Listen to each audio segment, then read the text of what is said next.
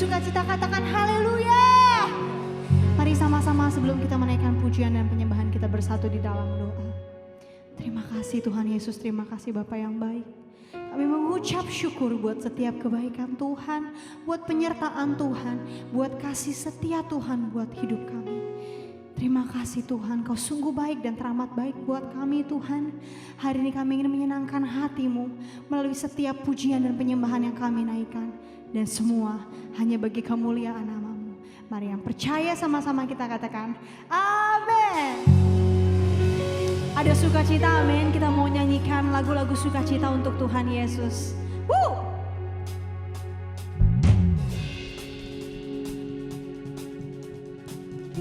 Yes Lord.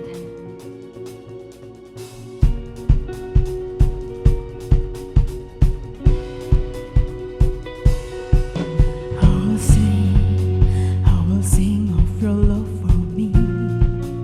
In my life you're my everything. Chains are broken, my eyes are open. You're my freedom now. You have called me out from the dark. Now I'm running into your light. You changed my crying into dancing. My lips shall praise you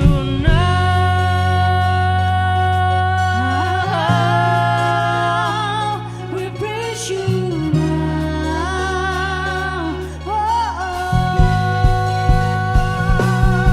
Come on, say. Nothing's gonna stop us now. Nothing's gonna stop us now from praising, from praising you. Nothing's gonna stop us now. Nothing's gonna stop us now from praising, from praising you.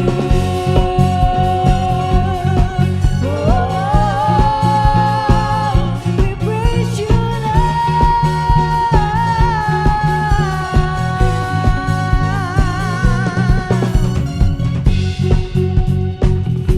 Your love for me, in my life you're my everything. The chains are broken, my eyes are open. You're my freedom now. You have called me out from the dark. Now I'm running into your light. You changed my crying into dancing. My lips shall praise you now.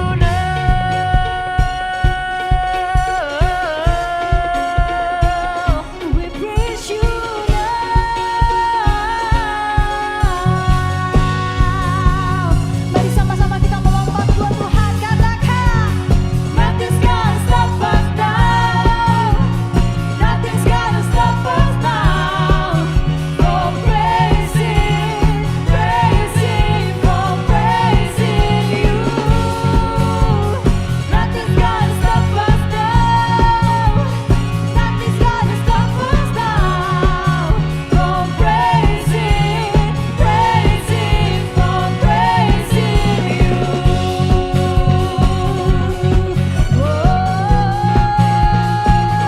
We praise you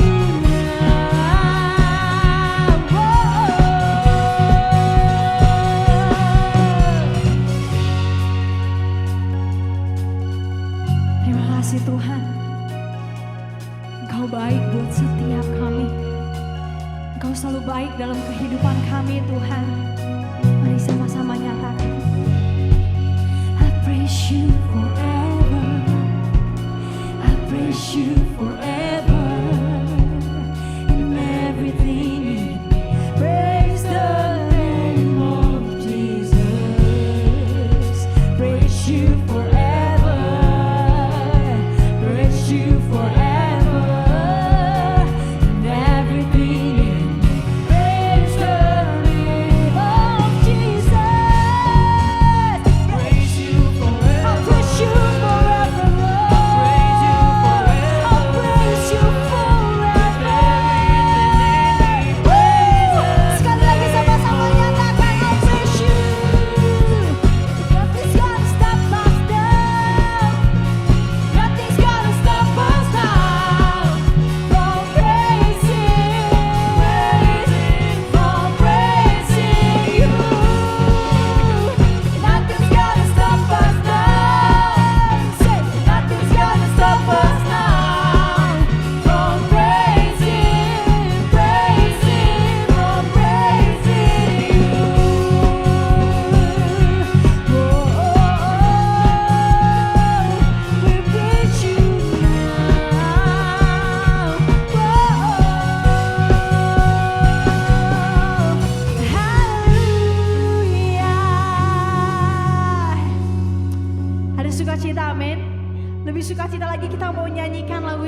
Tuhan.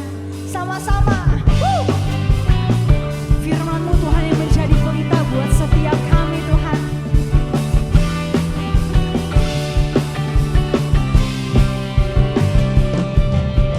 Firman-Mu Tuhan, pelita bagi kakiku.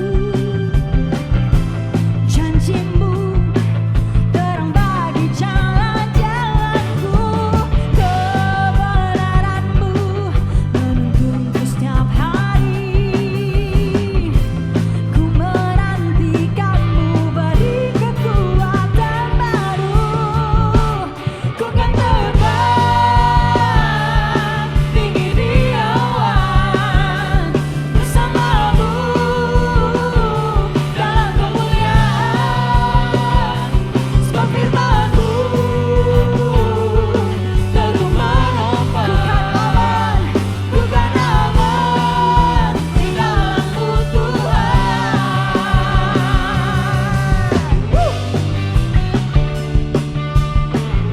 Kau penerang buat setiap langkah kami Tuhan. Haleluya. Sama-sama kita nyanyikan. Firman-Mu Tuhan, pelita bagi kakiku. Say. Janji-Mu terang bagi jalan-jalanku. Kebenaran-Mu menuntunku setiap hari. Ku menantikan. Mari sama-sama kita nyanyikan buat Tuhan. Ku kan terbang tinggi di awan bersama-Mu dalam kemuliaan. Sebab firman-Mu teguh menopang. Ku kan aman di dalam-Mu Tuhan. Jalan-Mu di atas jalan-jalanku. Rancangan-Mu melebihi rancanganku. Firman-Mu sungguh telah membebaskanku. Berjalan lebih tinggi, berjalan bersama-Mu.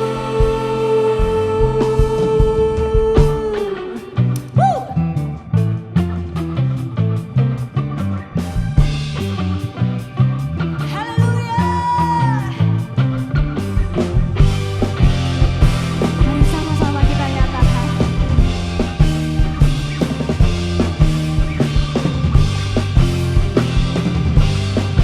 Haleluya.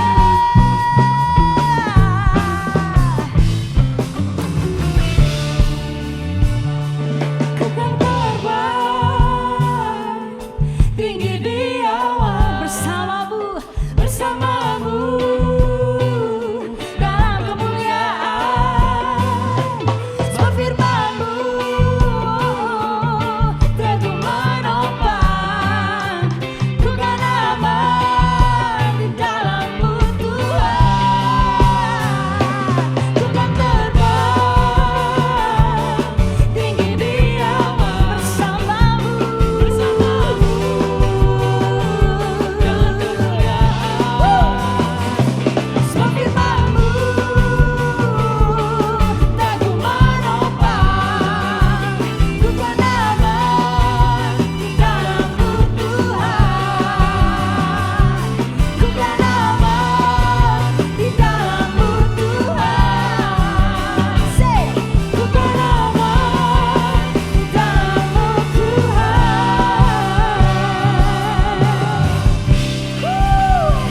Haleluya. Mari sama-sama sebelum kita mendengarkan firman Tuhan, lebih lagi kita mau masuk ke dalam hadirat Tuhan.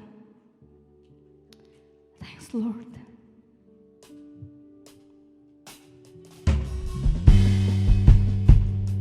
Kami tahu Tuhan, apapun yang terjadi dalam kehidupan kami, Tuhan tetap memandang indah setiap kami. Dalam kesesakanku, Kau beri kedamaian-Mu.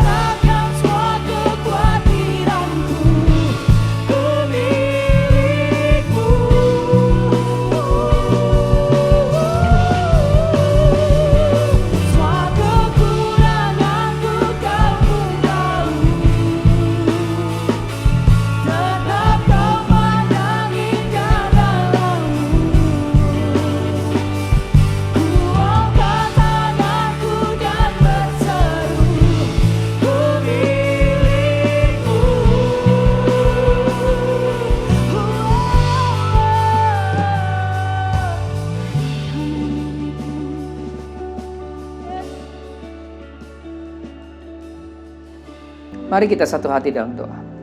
Bapak yang baik, terima kasih buat kasih setia, buat kebaikan Tuhan dalam kehidupan kami. Kami ucap syukur kalau kami boleh beribadah kembali di hari Minggu yang indah ini. Kami ucap syukur kalau kami boleh memuji, menyembah Engkau. Dan ini waktunya kami mendengarkan firman-Mu. Roh Kudus, terangi hati dan pikiran kami. Beri kami hikmat untuk menangkap apa yang menjadi isi hati-Mu.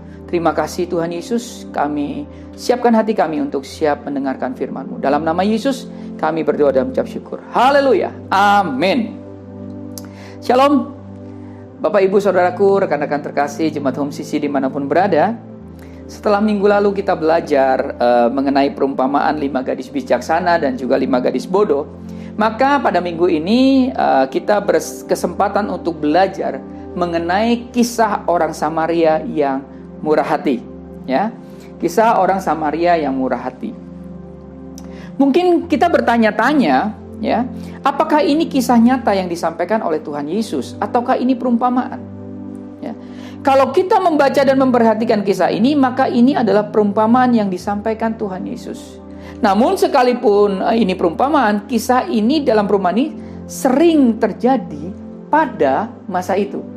Ya. Nah, kita perlu ketahui bahwa semua perumpamaan, ya, yang Tuhan Yesus sampaikan selalu berbicara atau bercerita mengenai kehidupan orang-orang Yahudi pada masa itu, sehingga pendengar dapat mengerti, ya, maksud dari perumpamaan yang disampaikan oleh Tuhan Yesus. Nah, karena kita bukan orang Yahudi, Bapak Ibu Saudaraku, ya, rekan-rekan terkasih Jemaat Home CC dimanapun berada, kita perlu belajar untuk memahami, ya, arti perumpamaan yang disampaikan. Agar apa? Dalam kita memahami, kita memiliki point of view, kita memiliki cara pandang yang benar mengenai arti dan maksud daripada Tuhan Yesus. Bapak, Ibu, Saudaraku, rekan-rekan terkasih Jemaat Home CC dimanapun berada, perlu kita ketahui bahwa ketika Rasul Lukas ini sebagai penulis kitab Lukas dan juga kitab Kisah Para Rasul, ia menunjukkan tulisannya untuk Theophilus. Theophilus ini notabene adalah orang non-Yahudi. Dengan demikian, ketika Lukas menulis kisah ini, salah satunya adalah karena ia ingin agar orang non-Yahudi itu dihargai dan disejajarkan sama seperti orang Yahudi. Mengapa? Hal ini karena orang Yahudi berpandangan bahwa orang-orang yang di luar Yahudi itu kafir, sebagai bangsa kelas 2 yang tidak bisa disejajarkan dengan orang Yahudi. Orang Yahudi memandang rendah orang di luar Yahudi. Mereka tidak menganggap setara dengan orang-orang di luar Yahudi. Mereka merasa jauh lebih superior, ya, daripada bangsa-bangsa lainnya. Karena itulah Tuhan Yesus menyampaikan kisah perumpamaan ini agar bangsa Yahudi memiliki cara pandang, point of view yang benar dengan tidak merendahkan bangsa lain. Dan Lukas menuliskannya agar kita belajar bagaimana menghargai sesama kita. Mari kita baca, ya, di dalam Lukas 10 ayat 25 sampai 37. Lukas 10 ayat 25 sampai 37. Orang Samaria yang murah hati. Ayat 25. Pada suatu kali berdirilah seorang ahli Taurat untuk mencobai Yesus, katanya, "Guru, apa yang harus kuperbuat untuk memperoleh hidup yang kekal?" Ayat 26. Jawab Yesus kepadanya, "Apa yang tertulis dalam hukum Taurat? Apa yang kau baca di sana?" Ayat 27. Jawab orang itu, "Kasihilah Tuhan Allahmu dengan segenap hatimu, dan dengan segenap jiwamu, dan dengan segenap kekuatanmu, dan dengan segenap akal budimu, dan kasihilah sesama manusia seperti dirimu sendiri."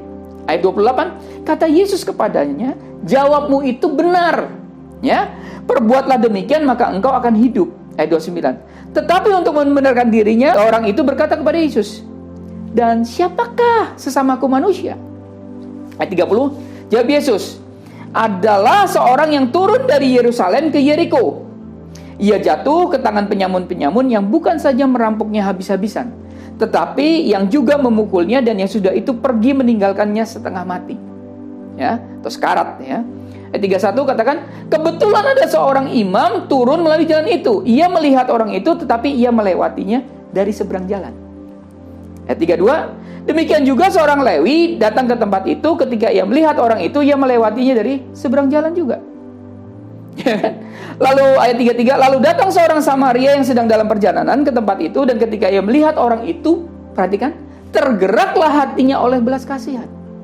Ayat 34, ia pergi kepadanya lalu membalut luka-lukanya. Sesudah ia menyirami dengan minyak dan anggur. Kemudian ia menaikkan orang itu ke atas keledai tunggangannya sendiri, lalu membawanya ke tempat penginapan dan merawatnya. Ayat 35, keesokan harinya ia menyerahkan 2 dinar kepada pemilik penginapan itu, katanya, rawatlah dia dan jika kau belanjakan lebih dari ini, aku akan menggantinya waktu aku kembali. Luar biasa ya. Ayat 37. Ayat 36. Siapakah di antara ketiga orang ini menurut pendapatmu?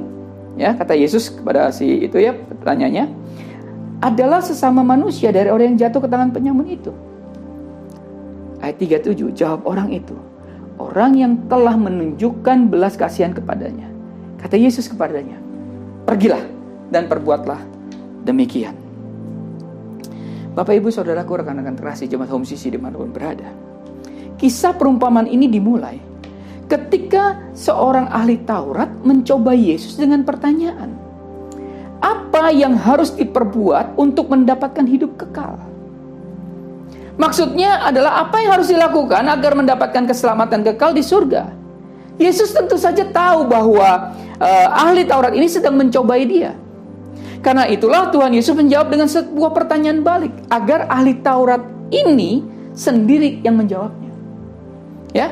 Nah, ketika ahli Taurat ini menjawabnya sendiri dengan jawabannya, kasihlah Tuhan Allahmu dengan segenap hatimu dan dengan segenap jiwamu dan dengan segenap kekuatanmu dan dengan segenap akal budimu, dan kasihlah sesamamu manusia seperti dirimu sendiri. Maka Tuhan Yesus membenarkan jawaban dari ahli Taurat tersebut.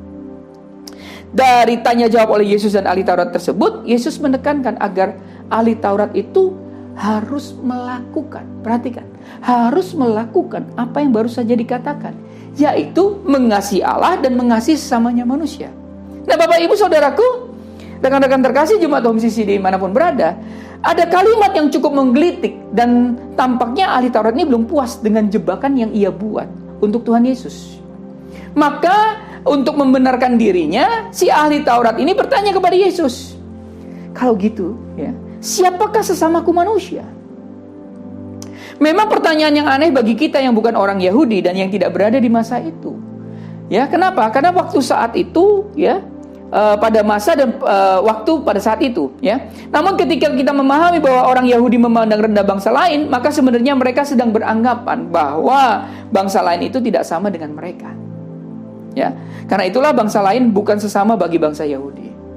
Bapak, Ibu, Saudaraku, rekan-rekan terkasih jemaat Home CC dimanapun berada, dari latar belakang ini, maka ahli Taurat beranggapan bahwa Yesus yang notabene orang Yahudi, ya, akan memiliki itu pandangan yang sama juga dengan mereka.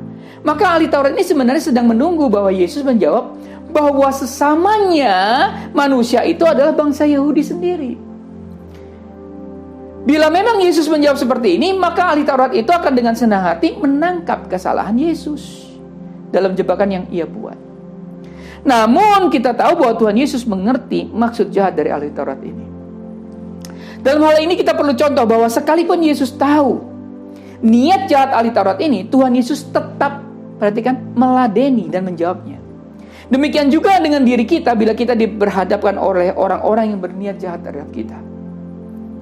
Ya, kita harus tetap meladeni dengan baik-baik sembari berusaha menyadarkan akan kesalahannya. Katakan amin. Demikianlah asumsi ahli Taurat ini adalah orang Yahudi yang berpikir, karena Yesus juga sama-sama orang Yahudi, ahli Taurat merasa bahwa Yesus juga memiliki cara pandang yang sama dengannya. Karena itulah ia berkata kepada Yesus untuk membenarkan dirinya. Bapak, Ibu, Saudaraku, jemaat Home CC dimanapun berada, dari hal ini kemudian Yesus menyampaikan sebuah kisah atau perumpamaan yang biasa terjadi di masa itu. Kisah ini bertujuan untuk apa? Menyadarkan ahli Taurat tersebut. Untuk menyadarkan dia, Tuhan Yesus memakai prinsip hukum emas. Ya, dan sebagaimana kamu kehendaki juga orang berbuat kepadamu, berbuatlah juga demikian kepada mereka. Dalam Lukas 6 ayat 31. Perlu kita ketahui bahwa jalan dari Yerusalem menuju ke Yeriko sekitar 27 km panjangnya. Jadi dari Yerusalem ke Yeriko itu 27 km, Bapak, Ibu, Saudaraku. Dan di sekitar jalan itu terbentang jalan yang menurun sekitar 1.200 meter. Wilayah ini sebenarnya tidak berpenduduk, Ya, tidak ada tanaman dan ditandai dengan adanya batu-batu karang, kapur dan jurang di kedua sisi jalan. Karena itulah jalan ini adalah jalan yang berbahaya secara geografis dan juga dalam hal keamanan. Pada masa itu jalan ini ya diberi nama jalan berdarah. Karena dianggap tidak aman dilewati oleh para peziarah dan para kafilah. Dari waktu ke waktu mereka dirampok oleh bandit-bandit yang bersembunyi di belakang batu-batu kapur. Nah, Bapak Ibu Saudaraku, rekan-rekan terkasih jemaat Home Sisi dimanapun berada, di ayat 30 yang kita baca tadi dikatakan adalah seorang yang turun dari Yerusalem. Memang Yerusalem kan terletak di atas bukit, sehingga kalau pergi keluar dari Yerusalem biasa dikatakan turun. Atau kalau pergi menuju Yerusalem dikatakan naik, ya. Dari kisah perumpamaan ini kita baca sebelumnya didapatkan fakta sebagai berikut. Yang pertama, fakta yang pertama ya. Ada korban yaitu orang yang dirampok habis-habisan hingga setengah mati. Ya, sekarang Yunani bilang hemitanes. Bahasa Inggris katakan half dead. Ya. Sebagai anak-anak Tuhan, kita tidak boleh menjadi korban kejahatan orang lain dalam kehidupan ini. Kita tidak boleh menjadi korban dari jahatnya orang-orang dunia yang mencari mangsa anak-anak Tuhan yang tulus hatinya. Firman Tuhan katakan begini. Tuhan Yesus mengajarkan agar kita cerdik seperti ular dan tulus seperti merpati. Artinya, cerdik harus berada di depan agar kita tidak ditipu dan diperdaya oleh orang dunia yang penuh dengan kelicikan. Ya, itu fakta pertama. Fakta yang kedua, ada pelaku, yaitu apa? Yaitu siapa? Perampok. Yang suka membegal, suka mencuri, suka dan memukulnya habis-habisan. Di sini kita melihat bahwa ada orang-orang yang suka merampas hak orang lain, bahkan menghabisi hidupnya hingga hampir mati. Ingat, ketika kita sebagai anak-anak Tuhan, kita tidak boleh menjadi perampok yang merampok hidup orang lain. Katakan amin. Kita tidak boleh menjadi pelaku kejahatan yang berbuat jahat kepada orang lain, sekalipun mereka bukan orang yang beriman seperti kita. Kita tidak boleh merampok hidup mereka ataupun berkatnya mereka.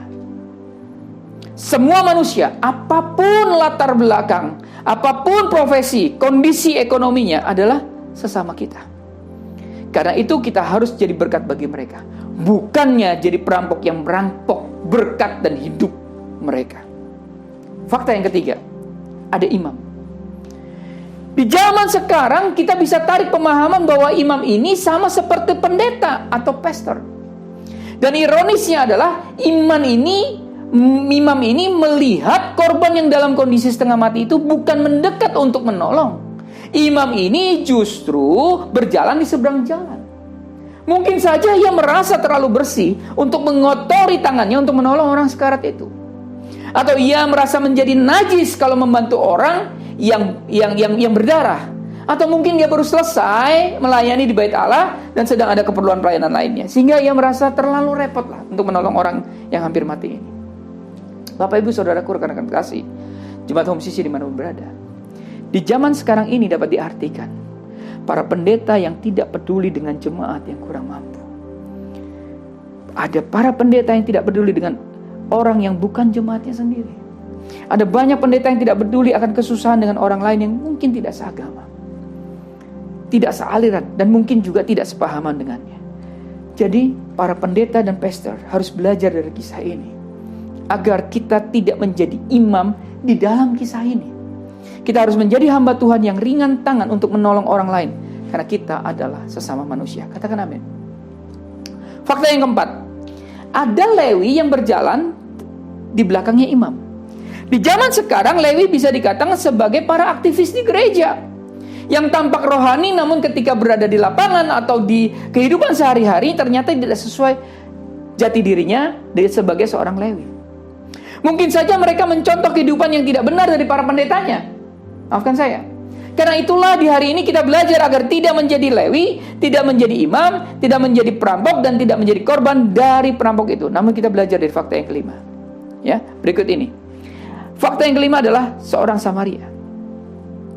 Bapak Ibu Saudaraku, rekan-rekan terkasih jemaat Home Sisi dimanapun berada, orang Samaria ini adalah seorang pedagang yang mengendarai keledai. Ketika ia telah memeriksa kondisi orang ini, justru ia tergerak oleh belas kasihan dan kemudian menyiram anggur, ya, agar tidak terjadi infeksi. Dan dia menyiram minyak untuk meredakan sakit, lalu membalut luka-lukanya. Setelah itu orang ini menaikkan orang yang dirampok itu ya ke atas keledai tunggangannya. Belum cukup. Setelah itu dia bawa ke penginapan. Orang yang setengah mati ini dirawat di sana, tidur bersama dan dijaganya, diberi makan dan minum. Lalu besok pagi, karena orang Samaria ini bisnismen gitu ya, pedagang ya, dan ada urusan yang harus dilakukan ya, mungkin karena merasa harus repot. Sekalipun dia merasa harus repot ya, tapi belas kasihannya itu mengalahkan semua kerepotan, semua urusan yang ia sedang hadapi. Maka ia dengan rela menolong, karena yang sedang dia tolong adalah manusia, sesamanya manusia. Bapak, Ibu, Saudaraku, rekan-rekan terkasih jemaat Home CC dimanapun berada. Setelah menceritakan kisah perumpamaan tersebut, lalu Yesus bertanya kepada ahli Taurat tersebut, siapakah di antara mereka yang merupakan sesama manusia dari orang yang jatuh dalam tangan penyamun? Dan dijawab oleh ahli Taurat itu, yaitu orang yang menunjukkan belas kasihan. Maka Yesus berkata, pergilah dan perbuatlah demikian. Bapak, Ibu, Saudaraku, rekan-rekan terkasih jemaat Home CC dimanapun berada. Jadi di hari ini kita belajar, pertama apa? Agar kita tidak menjadi perampok, agar kita tidak menjadi korban yang dirampok. Bahkan kita tidak menjadi imam atau orang Lewi, namun yang tidak punya belas kasihan. Namun kita seperti orang Samaria yang justru memiliki belas kasihan. Belas kasihan akan mengalahkan semua urusan dan kerepotan yang kita hadapi. Bapak, Ibu, Saudaraku, rekan-rekan terkasih jemaat Home CC dimanapun berada, ingat bahwa Tuhan Yesus tidak pernah merasa direpotkan untuk turun dari surga dan menyelamatkan kita yang berdosa ini. Jadi karena itulah, miliki belas kasihan kepada sesama orang tanpa memandang suku, agama, golongan, atau kepercayaan. Tuhan Yesus memberkati. Mari kita berdoa. Bapa yang baik, terima kasih. Lewat kisah tentang orang Samaria yang murah hati ini, kami belajar, Tuhan, bahwa kami akan belajar seperti orang Samaria. Sekalipun mungkin banyak kesibukan, banyak kerepotan, tapi orang Samaria ini memiliki hati yang penuh dengan belas kasihan, hati yang rela untuk menolong. Karena apa? Karena dia tahu bahwa yang sedang ditolongnya adalah sesamanya manusia. Tuhan Yesus, Engkau tidak pernah repot. Engkau tidak pernah merasa direpotkan untuk turun dari surga dan menyelamatkan kami yang berdosa ini. Jadi Tuhan, berikan kami belas kasihan itu, supaya kami dapat membantu menolong sesama kami, tanpa memandang suku, agama, golongan, atau juga kepercayaan. Tuhan Yesus, terima kasih. Biarlah firman ini meneguhkan dan menguatkan kami untuk terus melakukan kebaikan, dan sama seperti orang Samaria yang melakukan kebaikan karena belas kasihan yang muncul di dalam hatinya. Terima kasih Bapa yang baik. Haleluya. Dalam nama Yesus. Amin. Hatiku bersuka memuji nama-Mu. Jiwaku bermegah, ku angkat tanganku.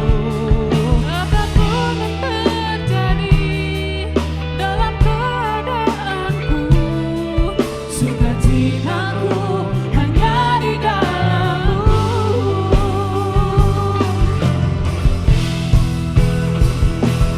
Hatiku bersuka memuji nama-Mu, jiwaku bermegah, ku angkat tanganku. Apapun yang terjadi dalam keadaanku, sukacitaku hanya di dalam-Mu. Sukacitaku hanya di dalam-Mu. Sukacitaku hanya di dalam-Mu. Karena itu saudara-saudaraku jemaat Kristus yang dikasihi Tuhan, angkatlah kedua tanganmu dan terimalah berkat. Mari aminkan setiap perkataan berkat yang kita percaya bahwa kita menerimanya. Tuhan memberkati engkau dan melindungi engkau. Tuhan menyinari engkau dengan wajahnya dan memberi engkau kasih karunia. Tuhan menghadapkan wajahnya kepadamu dan memberi engkau damai sejahtera. Kiranya kasih dan penyertaan Bapa di surga dan damai sejahtera dari Tuhan Yesus Kristus serta penghiburan dari Roh Kudus terus menyertai kita sampai Maranatha Tuhan Yesus datang kembali. Kita yang sudah menerima berkat Tuhan, mari kita sama-sama katakan amin. Selamat hari Minggu, selamat berkumpul bersama keluarga. Nikmati kebersamaan dengan keluarga yang kita cintai. Terus mencintai Tuhan, berhenti menghakimi, dan selalu jadi berkat. Tuhan Yesus memberkati. Then sings my soul, my Savior God, to Thee. How great Thou art!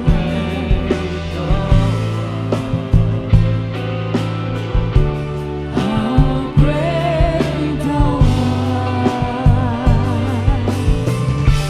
Then sings my soul, my Savior God, to Thee. How great Thou art! How great Thou art! Then sings my soul, my Savior God, to Thee.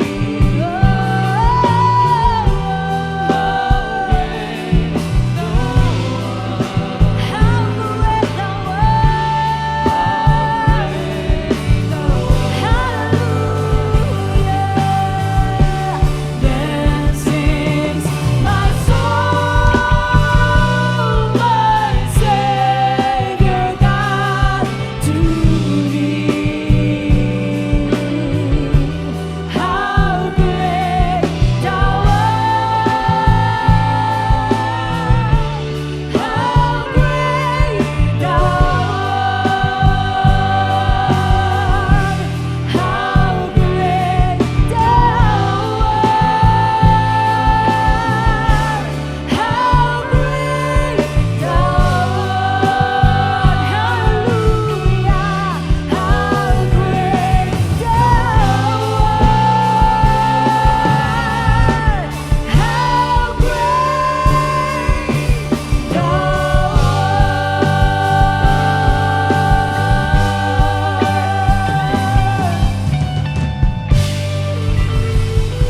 Haleluya, ada sukacita hari ini, amin.